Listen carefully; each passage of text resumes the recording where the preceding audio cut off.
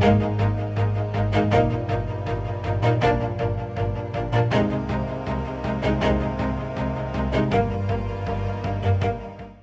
Murphy. All right. Thanks very much, Ian, and good afternoon, everybody. It's a pleasure to be here. Yeah, soft skills are equals powerful change. I'm going to spend a bit of time today, I guess, digging into why. Well, it's a bit of a statement to make when you think about it, isn't it? Well, why should soft skills deliver a powerful change? So a little bit about that. Hopefully, you'll come away from the session today a little bit more enlightened about what I'm going on about. But as Ian says, we've got an opportunity for some Q&A at the end of this fairly short presentation that I'm going to go through with you first of all. I'm going to tell you a little bit more about me and what I do. Thanks, Ian, for your introduction. I'll just add a little bit more to that so you get some context in terms of saying, how did I end up being here to talk to you today? I think it's important as well to look at really why soft skills are important, and actually what are they? So what do we mean by that? So a little bit of detail on where I'm coming from, and why you should pay attention to them, I guess, is what I'm saying. And really wrapped up with that as well, I guess it's a pretty central element of what I do as a coach and a leadership development person, which is actually understanding what does it take for us and me as a person to learn and to grow. Because that's really important. When I think about, we've been talking, that's us, Ian and Adrian, about what this program could offer, is actually to understand how we can help. So that's, I'll give you some detail in terms of what the program's all about and how it's come to this point today that we're actually able to talk to you about it. So what do we mean by this idea of the difference that makes a difference? Now, I don't know about you, but if you read a statement like that, it's like, is that some kind of mental tongue twister?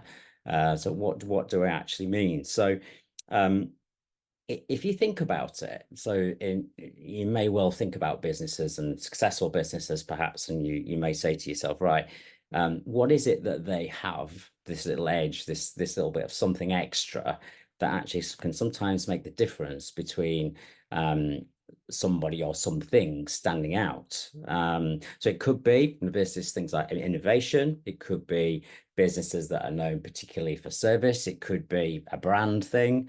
The list goes on. But that quote, the difference that makes a difference, is it's actually attributed to someone. So that's a guy called Gregory Bateson, if you Google him. So he's an anthropologist.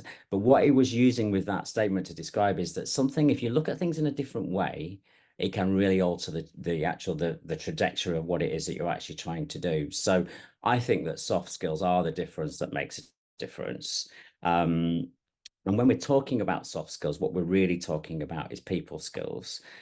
So how do you bring out your best in yourself and in other people? So it's about dealing with situations and challenges and relationships.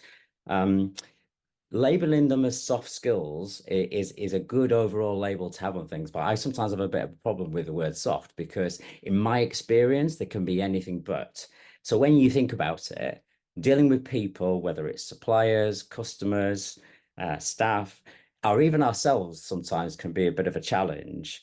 So in other words, soft skills can actually be quite tough in certain circumstances. So that's really why we're talking about it. Now, the World Economic Forum say that there is across the whole world at the moment a soft skills gap, and they calculated that in the UK alone it equates to something like 29 billion pounds. And that's only going to get wider, because what we're talking about is big changes. I'm sure you've seen it yourselves over the last few years. With the fact that we're talking on Zoom today, if you kind of cast your mind back 5 years ago, I'd never heard of Zoom 5 years ago. It's the way that we do business. It's the way that we connect with each other. That's only going to change. If you think about things like ChatGPT, automation, AI, the digitization of the economy, it all has an impact on the way that we interact with each other. So they're predicting that there's a 29 billion pound soft skills gap at the moment. That's only going to get wider. So you could look at that another way and actually say, if there's a 29 billion pound gap, then actually there's an opportunity in that. So an opportunity to improve. So if you're a business and you're thinking about, what am I going to do that's different, then actually investing in your soft skills is potentially a way to give yourself an edge over the competition. So wherever you find yourself in your life or your business right now, the good news is that soft skills are something that we can definitely get better at. So the idea is that soft skills absolutely can make the difference for you for success, limiting the chance of failure for your business. So anyone who's looking to grow and thrive in the modern workplace, soft skills is one of the ways that you can do it. Okay, so that's what I mean by the difference that makes a difference. So a little bit about me. Nice. That's just, there we go. So yeah, apologies, another picture of me on the screen. That's when I had a tan. But I have spent most of my working life in the corporate world. But a couple of years ago, I decided to set up my own business. So I've got a business called Coach to Coach, and effectively, as you see, most of my career I worked for Barclays. I worked for local business at Barclays. So one of the roles that I had over the last 18 years or so was I was the area business manager for North London. So I work with businesses kind of across the spectrum as customers for Barclays. So it's something that's pretty close to my heart. So that makes it a pleasure for me to be with you all here today. So as I say, I launched my own business a couple of years ago. The idea was that I wanted to take some of the things that I've learned and experienced in my time and actually take it out into the big wide world for the benefit of more people. So the idea is, as I say, it's about actually getting under the skin of what make people tick, how to help them thrive and be better. That's what gets me up in the morning. Through the course of my career, I've been able to pick up a few qualifications along the way. So I'm a master's level executive coach, leadership coach. I'm also now a qualified coach supervisor. What that means is effectively that I can coach coaches. As all as the coaching industry is something I'm sure you're aware of. There's lots of people out there who call themselves coaches, but actually what's really important is that we try and professionalize it to make sure that we can give even better levels of service to people. So I'm a coach supervisor as part of what I do. I'm also an insights discovery practitioner. Now, this I think is a really great tool for helping people to understand themselves and also how they can better develop themselves and connect better with other people as well. So again, it keys right into this idea of what soft skills are all about. And also because of the qualifications and the experience that I've got, I'm a contributing member of the European Mentoring and Coaching Council and also the Association for Coaching. The Association of Coaching is a global organization that looks at kind of coaches across the world. Obviously, the EMCC is a kind of a more locally based organization, which kind of does similar things, really. So it's how do we improve standards in the coaching industry? So again, a little bit about me. So let's just spend a bit of time thinking about what soft skills are. Now, maybe just start by comparing them to what hard skills are. So hard skills, I would class as being these tangible things that you need to know to be able to do and be good at the job that you've got. So it's all the stuff that you'll have learned. So whether that's through time, it's practice and experience. So hard skills, we can usually see it and measure it very easily because you can either do it or you can't. Soft skills are different because what they are non-technical skills. So it can be a little bit more difficult to measure them, but we know that they're there. So you've got 10 things across the screen at the moment there, giving you some idea as to what could we be looking at when we're talking about soft skills. So it's all the stuff you might expect to see. So how do I communicate with people? How do I work together with people? How do I solve problems when they come up? So it's all about kind of quality of thinking. How do I prove that I'm reliable or dependable? Where is this kind of creativity going to come from? Because it's not always just about me for creativity. Who do I have around me that I can actually help me think better? Productivity is a soft skill. So, how do I manage my time, for example? Organization, how do I organize others around me? They are soft skills. How do I be creative? How do I adapt to change? And how do I deal with things that don't go well? So things like conflict resolution. Now, the really good thing about soft skills is that they are transferable. So what we mean by that is if you learned them, you can apply them anywhere. So wherever you find yourself, wherever you might be right now and into the future as well, soft skills are definitely something that you can develop and they're always going to be useful to build on. Interestingly, there's a study done by Deloitte which was talking about when we're thinking about soft skills and we're thinking about the jobs for the future. The prediction is that by 2030, so not that long to go now, about two-thirds of the jobs that will be done by us will be soft skills based or critical soft skills roles. So not just for today, but the future as well, soft skills are becoming increasingly more important. So it's about building competitive advantage, increasing resilience and agility, and to allow not just yourself, but other people around you to be self-motivated and self-directed. So if you're thinking about that in relation to what we could be doing is our world's getting increasingly feeling like it's disconnected because of automation, because of digitalization, but soft skills are becoming more important than ever because we need to be able to connect with people better. And that's what this is all about. Okay, how do we learn and grow? So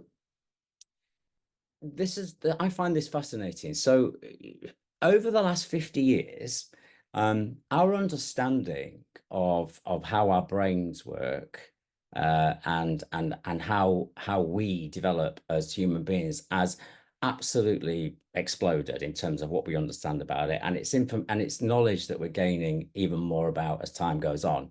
But there was a study done about 25 years ago by somebody called Neil Petrie, who actually talks about what is adult development theory. Now, when you think about it, what they came up with is a couple of terms. So the first one is what we call horizontal and vertical development. So I want to spend just a little bit of time because this is important to understand. When you're thinking about your own development, what do you need to apply to it? So horizontal development is about information. So as human beings, to be able to develop, we need to know stuff. So this is traditionally what we think about for people development. So for example, read some books, go on a course, listen to a TED course, a TED talk, listen to a podcast, sign up to a course. We need to know information to be able to develop. But that's only one very small part of the story. What we actually need to grow is what we call vertical development. Now, within that, there are three essential elements that you've got to think about. Now, the first one is what we call a heat experience. Now, the phrase that goes with that for me is that if you're not feeling uncomfortable in some way, then you're probably not learning and growing. So think about that for a second. So a bit like when you go to the gym, if you have a coach, they want to push you because they want you to grow. It's the same when you're learning anything new. So you can learn all the theory you like, but if you don't put any of it into practice, you won't grow. And what you will know is that theory doesn't equate necessarily to how things are in the real world. You have to get things wrong. You have to kind of feel the heat to be able to learn from it to grow. So heat experiences are very, very important for growth. The next one is something which we call colliding perspectives. Now, what we mean by that is if all we ever did in our lives is talk and interact with people who thought exactly the same way that we do, then we're limiting our opportunities for growth. So what we mean by that is connecting with people who have different points of view, have got more to add from their own experience or their own knowledge, then that will help your thinking too. So this is all about broadening your mind. So colliding perspectives are very important. And the final one is if you think about it, you spend a lot of time developing yourself, going on courses, reading books, listening to TED Talks. You put some heat experience into that. So you try to put it to practice. You push yourself a little bit. You talk to other people who've got different points of view. The final piece of the jigsaw, which makes a big difference, is what we call elevated sense making. Now, what that is about reflection. So this is actually saying, what have I learned? What am I experiencing? What do other people tell me? And then what do I want to do with that for myself? So you make up new ways of doing things by reflecting on what you've learned and experienced. So heat experience, colliding perspective, elevated sense making, all important things. And I would underline that by a quote from one of my favorite authors, somebody called Nancy Kline, who wrote a great book few years ago now called Time to Think. And what she says is that the quality of everything that we do depends on the quality of the thinking that we do first. Now, hopefully that makes sense. But why am I talking about that? So as a coach, my job is to actually give you the heat or find the heat that actually allows you to grow. It's to present and put you in the right environments to get points of view from other people. And it's also to help you to give you some time to reflect and decide what you want to do with things as a result. So very important for your own development and growth, I would say. Now, so let's talk a little bit about this program. So everything that we've just been talking about so far is all about, well, why are soft skills important? What does it take for me to grow? Well, all of these things we've thought about are really the essential elements that form part of this program. So what we've got is I'm going to talk you through each of the elements, just to give you an overview of what it's about and how the course is actually structured or the program is structured. So first bit, we're actually talking about something called strategic thinking.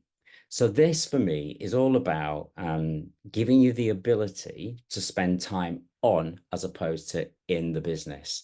Now, as busy people, I'm sure you don't need me to tell you that, you know, you can, on a day-to-day basis, you can be very much sucked into what you're actually doing. What strategic thinking is all about is being able to come away from that, is to understand and think about what are the elements that you need to work on to apply strategy to for the long-term success of your business. So it's about anticipating, responding, and adapting to change and making the best of new opportunities. So it involves things like analytical and critical thinking.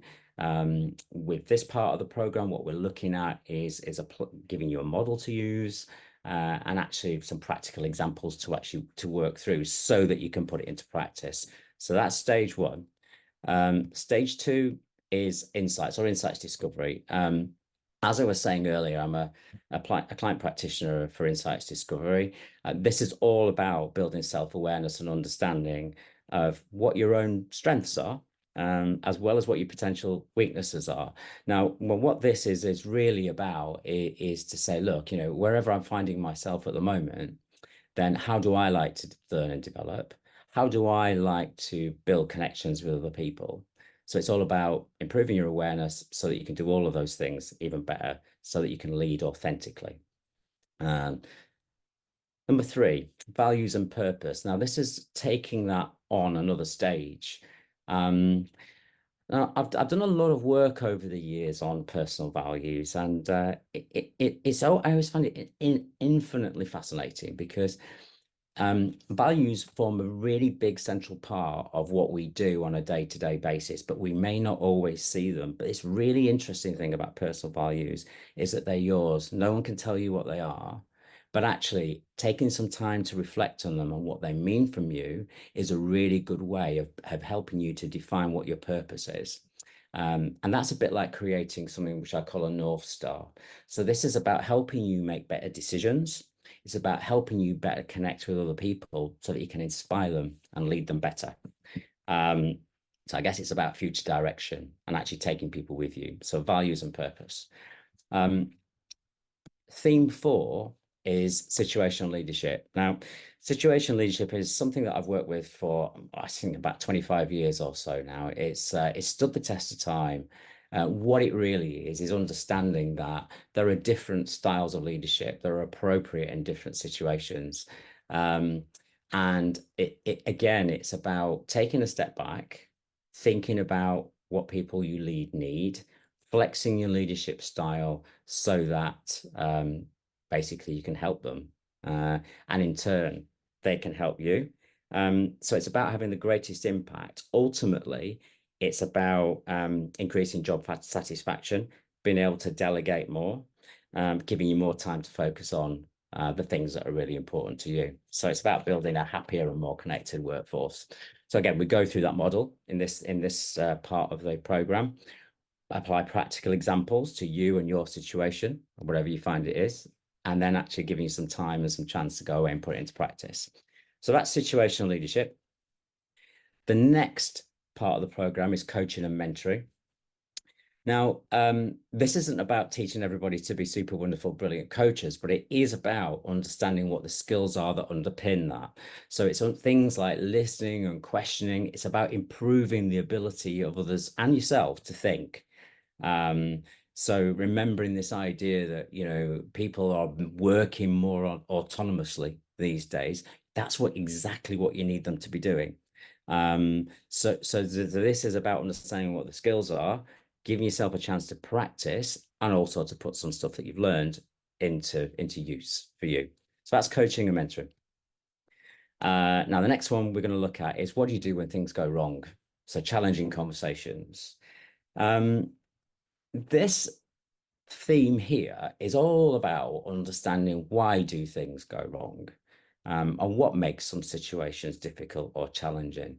It's about giving you the skills to actually be able to recognize the environment that you're creating, also to recognize what in particular has gone wrong in certain circumstances or examples. So some practical work involved in this. But it's about creating a culture of understanding and growth is how I would probably describe it. But this session is all about breaking down what conversations really are, giving yourself a chance to see, well, let's apply this model to real life situations and giving yourself something that you can really practically use in the real world. So that's challenging conversations. Next is something which we call winning habits. You might see a lot of this at this time of year, actually. When we get into January, you'll see all over LinkedIn people thinking about what your New Year's resolutions are, what are the things you need to do, to make this year as successful as it possibly could be. Usually it's about habits that underpin all that. And if you're anything like me, come the end of January, they've all gone in the bin for one reason or another. But what this is understanding what gets in the way of your success. It's actually recognizing the things that you already do, which are good habits, as well as being able to identify the ones that are bad. So it's about how do we, again, another practical session, this one, how do you diminish the bad habits? You may not be able to get rid of them completely, but how do you diminish them? And how do you power up your good habits as well as install some new good ones that are helpful for you in terms of improving your overall effectiveness and your growth? Now, the final theme is talent and succession. So whoever you're working with, or whoever you've got in your business at the moment, they may well be that you've already identified some people that you see as having the ability or the potential to be successful. So what do you do with them? So this again is a good hopeful addition to the program, which is about understanding what if you haven't identified them, how do you keep that topped up? How do you power up people to power up your business for growth? But there's another side to this as well. So what do you do with people who maybe are struggling with their performance or potential at the moment? So how do we deal with them?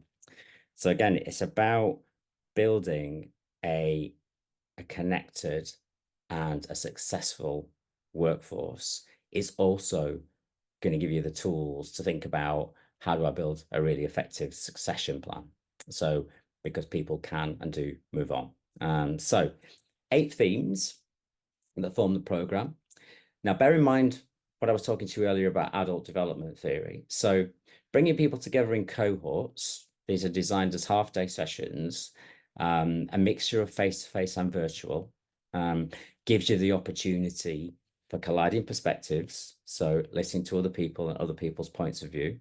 The heat experiences, I'll talk to you about that in a bit more in a moment, but we've got some practical examples for you to use in those sessions as well. And the elevated sense making. And that really, for me, is what comes up with every single one of these theme sessions comes with it, a one-to-one coaching session. So that's really where we can apply, what are you going to do with this learning that you've got? So a coaching session with me, which will be, right, let's talk to you about you, what you want to do, what's getting in the way for you, and actually really looking at ways that you can bring this learning into practical effect. So as I say, you've got 8 group sessions there with 8 one-to-one coaching sessions with me. Now, we'd like to be able to include in those half days some guest speakers from time to time as well to give you another colliding perspective about, I guess, people who can apply their own particular point of view on the themes that we're talking about, as well as give you some practical pieces of information and some help around business acumen.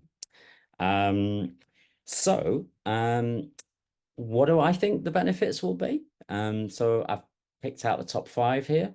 And this is not necessarily the only 5, but I think it's the top 5. So self-awareness, I can't stress this enough. We've all arrived at wherever we find ourselves in our lives at the moment with a level of self-awareness. So that isn't saying that none of us are not some of us are not self-aware. I think for me as a coach, it's really interesting because it's a kind of lifelong journey of self-awareness. But I think that's for me would be one of the main benefits that you would get out of going through this program. Communication skills as well. So talking about from your own self-awareness, your own preferences, how do you connect with other people? This is giving you the tools and the experience to actually think about how you could do that even better. EQ, just going around the circle here. So what I mean by EQ is emotional intelligence. So how do you read a room? How do you read people? And then how do you apply yourself differently to have a better outcome? Emotional intelligence, a biggie. Problem solving. Again, it wouldn't be wonderful if life was just a straight line and we didn't really have issues that crop up, but we do because we're human beings at the end of the day. So problem solving is something that I would hope that you get out of this, or thinking about things in a different way. And then a biggie. Now, this one, if I had £1 for every time somebody comes to see me for coaching and wants to sort out their time management, I would be probably a few quid better off. But time management is a big one that comes up. And I know for business people in particular, we've only got 24 hours in a day. How do you make the best of it? So this is going to give you hopefully an opportunity to think about how you could do that better. So top 5 benefits. Now I realize I've been chatting away for a fair few minutes there. You may have some comments or some questions from that.